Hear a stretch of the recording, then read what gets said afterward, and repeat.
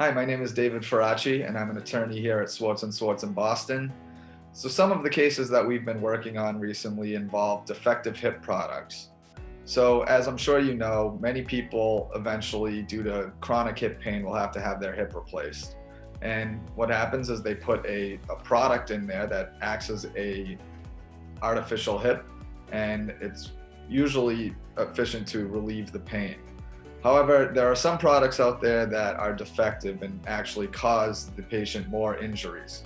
In these cases, the original hip replacement has to be taken out and a new one has to be put in.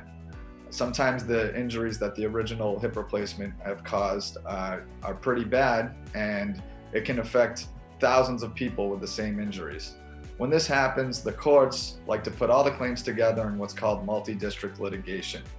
Basically, thousands of patients have suffered the same injury due to the defective hip product, and so the court thinks it's more efficient to litigate them all together. And here at Swartz & Swartz, we have several cases like this. It's not just one particular brand of hip replacement that these type of cases are involved in. There are actually multiple brands of hip replacements that have been found to be defective and are being currently litigated.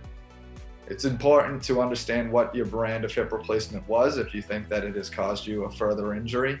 And here at Swartz & Swartz, we are able to research the different hip products and see if it does match with a multi-district litigation case, where you may be able to be compensated for the injuries that the defective product has caused you.